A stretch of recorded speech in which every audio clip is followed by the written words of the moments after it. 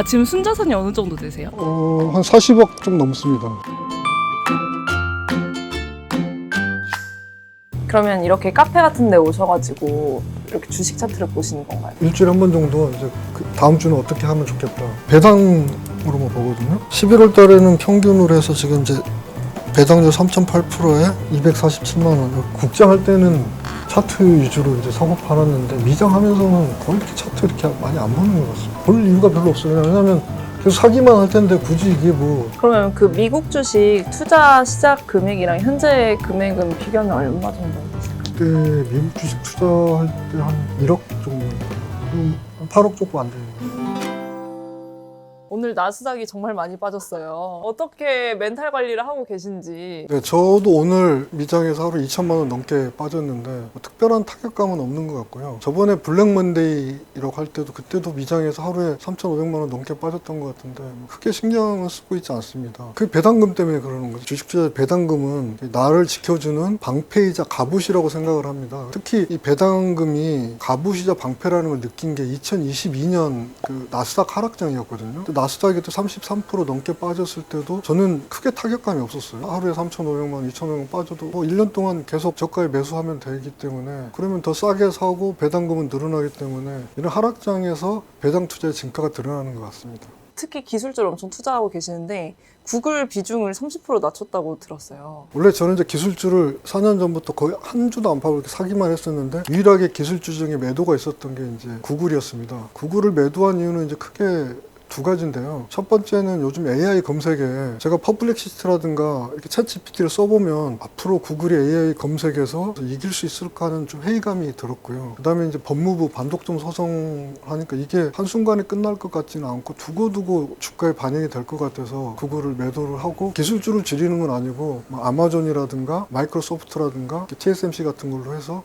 기술주 비중을 그대로 유지하고 종목만 구글에서 다른 기술주로 변경했습니다. 급등할 때도 매도를 안 하세요? 제가 매도하는 거는 장기 채권처럼 제가 생각했던 방향으로 가지 않았을 때 좀 매도하거나 올라갔다고 해서 팔겠다는 생각 한 번도 안 해봤어요. 이게 5년이 갈지 10년이 갈지 모르겠지만 주식이 올랐다고 해서 팔거나 그렇지는 않은 것 같습니다. 그럼 나머지 기술주는 지금 어떻게 생각하고 계세요? 어쨌든 이제 시대의 트렌드가 AI가 대세인 시대로 가고 AI 관련 기업들이 계속 번성할 수밖에 없을 것 같아요. 구글이라든가 마이크로소프트, 애플, 그다음에 이제 신규로 나오는 뭐 오라클부터 해서 다양한 서비스나우, 세일즈포스닷컴 같은 것들이 아마 이렇게 좀 시대 대세로 가지 않을까 해서 그런 쪽의 비중은 좀 생각을 하고 있습니다. 그래서 당분간 뭐 기술주 비중을 줄일 생각은 없고요. 보통 ETF만 투자를 하시거나 개별주만 투자를 하시는데 평우님은 ETF 반, 개별주 반 이렇게 투자하고 계세요. 반반 투자하는 이유가 무엇인지. 일단 사실은 반반 투자는 우연의 일치고요. 아까 말씀드린 대로 이제 저는 배당을 해야 되기 때문에 배당주 중에 제가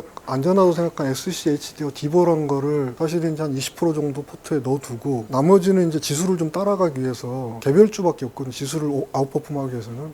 지수 ETF는 지수 추종하는 게 전부이기 때문에 지수보다 더 벌어야 되기 때문에 지수를 이길 수 있는 기술주 위주로 한 30% 정도 해서 그 30%가 상승장에서는 제 포트 전체 수익률을 끌고 가도록 하기 위해서 아이언 마운틴 같은 것처럼 이렇게 개별주는 한 3배, 4배 이렇게 갈 수 있는 기회가 있거든요. 그렇지만 지수는 이제 그런 찬스가 없기 때문에 전 처음부터 지수 투자는 안 했어요. 그래서 한 50% 정도는 안전성을 유지를 하는 ETF로 깔아놓고 어떤 튼튼한 변동성이 적은 토대 위에서 개별주로 좀 승부를 내자. 우연찮게 5대5가 돼버렸어요. 21년에 배당주 투자 처음 하신 거죠?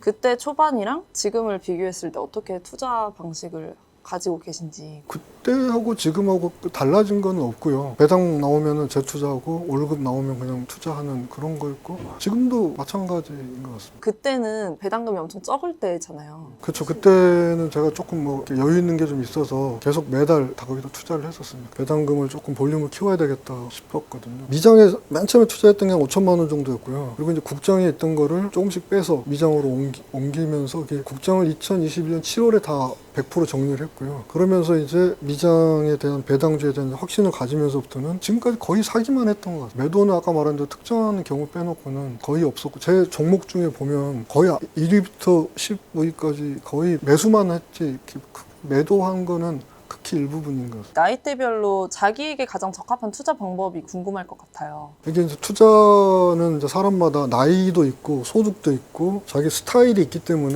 일률적으로 말하기는 굉장히 어렵습니다. 다만 이제 30대, 40대라면 한 65세까지 직장생활을 한다고 하면 투자 기간이 한 25년 이상이지 않습니까? 그러면은 이제 좀 성장주 비중을 한 70% 정도 하고 기술주 비중을 한 30% 정도 가져가는 게 좋지 않을까 싶고 50 이후라면 아무래도 좀 지키는 쪽으로 가야 되기 때문에 그럴 때는 성장주 30%, 배당주 한 60%, 아니면 뭐 채권 10% 이런 정도에서 안정감 있게 포트를 유지하는 방법도 있겠습니다. 그런데 50대라도 본인 성향이 변동성에 대해서 멘탈이 견딜 수 있다 싶으시면은 성장주를 한 40%, 50% 끌고 가도 되고요. 반대로 30대라 하더라도 나는 조금 변동성을 버티기가 좀 쉽지 않다라고 하면은 배당을 40%, 50% 가져가도 된다고 생각을 합니다. 다만 배당 올인, 성장주 올인보다는 양쪽으로 밸런스 있게 가야지 상승장에서 따라가고 하락장에서 덜 깨지는 그런 포트를 유지할 수 있다고 생각을 합니다. 그러면 IRP는 또 어떻게 투자하고 계세요? 네, 저는 이제 일반 계좌로는 100% 미국 주식만 투자를 하고 있고요. 대신에 IRP에는 이제 미국 상장된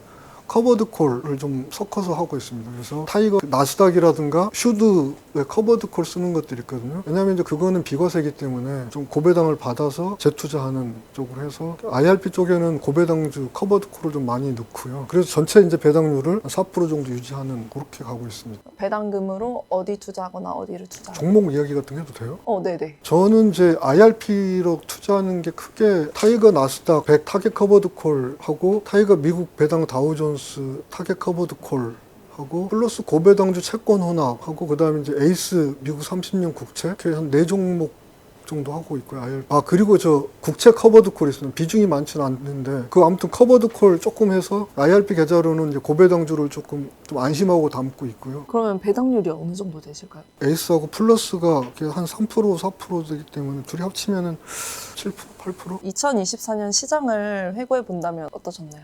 미장 투자하시는 분들은 다 해피한 한 해였고 국장 하시는 분들은 좀 마음이 좀 아프셨을 것 같고 아마 저 같은 경우는 미장에서도 주식은 상당히 수익률이 높았고 다만 그 수익률을 채권이 많이 까먹었다 이 정도로 정리할 수 있을 것 같습니다. 24년에는 수익률이 어느 정도이셨어요? 24년 수익률은 전체로 채권에서 손해보고 국장에서 손해보고 미장에서 이익 본 걸로 따져보면 지금 현재 YTD 기준으로 한 33% 이상인 것 같습니다. 이게 얼마 정도 투자하신 거예요? 아까 말한 대로 배당금하고 이렇게 더 넣은 것도 있고 하기 때문에 한 6천 이상은 투자를 한 거예요. 배당 포함해서요. 거의 한 2천만 원은 올해 일단 버신 거네요. 배당금으로 IRP까지 포함하면 한 3천만 원 이상 나오니까 가만히 있어도 이제 매년 한 3천만 원 정도는 입금이 되는 제 나름의 배당 머신을 세팅을 해놓은 거거든요. 최근에 새로 투자하신 종목이 있으시다고. 네, 퀀텀 스케이프라고 전고체 배터리 하는 회사입니다.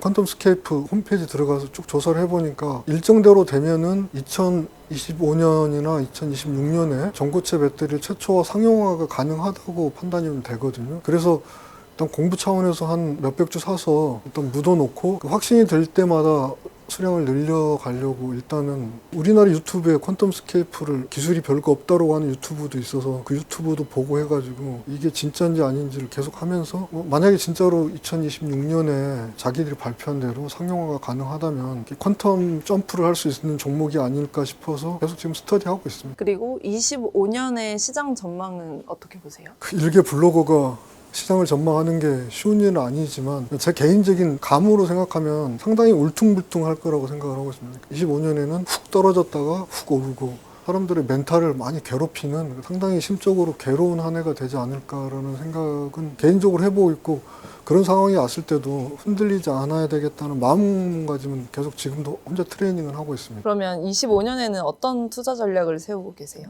투자 전략은 21년이나 24년이나 25년이나 똑같다고 봅니다. 그냥 배당 나오면 그대로 재투자하고 월급에 남는 돈 있으면 그냥 계속 사는 거죠. 팔 생각이 없기 때문에 되게 마음이 편한 것 같아요. 그냥 돈 생기면 사지 이런 거기 때문에 2025년에 주목하는 배당주 2개만 뽑아주실 수 있을까요? 제가 내년에 매수 관점에서 재미있게 보고 있는 종목이 2종목이 있습니다. 그 중에 하나는 이제 IBM이고 하나는 웨이스트 매니지먼트라는 회사입니다. IBM은 뭐 사실은 AI 원조 맛집이죠. AI에 대한 원천 기술을 가장 많이 가지고 있는 기업 중에 하나고 IBM이 상당히 많이 좋아지고 있거든요. 거기다가 IBM이 또 알고 보면 25년 이상 배당을 늘려온 정말 알짜 배당 성장주거든요. 그래서 한 3%대 배당도 주고 주가 상승도 할 수 있는 배당과 주가 양쪽을 잡을 수 있는 기업이 아닌가 싶어서 만약에 내년에 제가 신규 종목을 매수한다면 그 중에 하나가 IBM이 아닐까 좀 생각을 하고 있고요. 또 하나의 배당주로는 웨이스트 매니지먼트 이제 WM인데 이거는 미국 최대 폐기물 업체입니다. 이게 폐기물 수집 처리만 하는 게 아니고 그걸 모아서 발전소도 돌리고 있거든요. 그래서 이 회사 역시 배당을 한 20년 가까이 꾸준히 올려준 기업이거든요. 제가 만약 신규 매수한다면 그런 종목이 아닐까 하고 생각을 해서 아니, 그러면 매수 종목을 고르시는 기준이 차트도 아니고 재무제표도 아니고 약간 미래 가치에 대해서 정하시는 건가요? 배당주 같은 경우는 이제 안 망할 것 같은 이런 종목 위주로 하고 기술주는 제가 이제 배당을 받으려고 투자를 하는 종목은 아니니까 이제 그런 측면에서 보고 그래서 나름 쭉 계속 스터디하고 일단 해놓고 진짜면은 계속 추미하면 되니까 진짜로 2025년, 2026년 가능하고 판단이 되면은 뭐 딴 거를 팔아서라도 조금 비중을 높여야죠. 그러면 계속 배당주 투자를 하실 계획이신가요? 이게 인간의 그 보상 심리라 그러나요? 한 달 투자하면 바로 다음 달에 배당이 나오기 때문에 배당 효과가 사람을 이 배당에 덫에 빠지게 하는 것 같아요. 배당금 쓰면서 살려고 했는데 그 배당금 모으는 재미가 너무 좋아가지고 이러다가 80까지 일한다고 그러지 않을까 지금 그게 내심을 걱정하고 있습니다. 이걸 그럼 마지막으로 구독자분들께 조언의 한마디. 환전소에서 우대환율을 받던 환전을 굉장히 박하게 받던 환전 받는 금액이 중요한 게 아니라 환전 받고 난 금액을 얼마만큼 투자하는가가 가장 중요하다고 생각합니다. 그래서 배당 투자가 초기에는 좀 굉장히 지루한 부분이 있을 겁니다. 그렇지만은 나만의 배당 머신을 딱 자기 집에 하나 장만을 해놓으면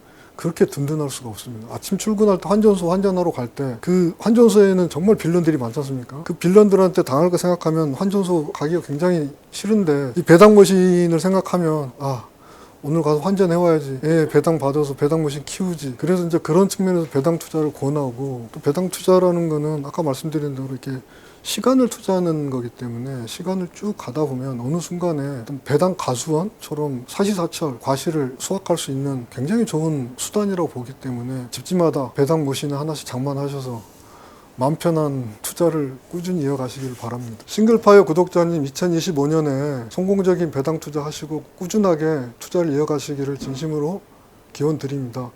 새해 복 많이 받으세요.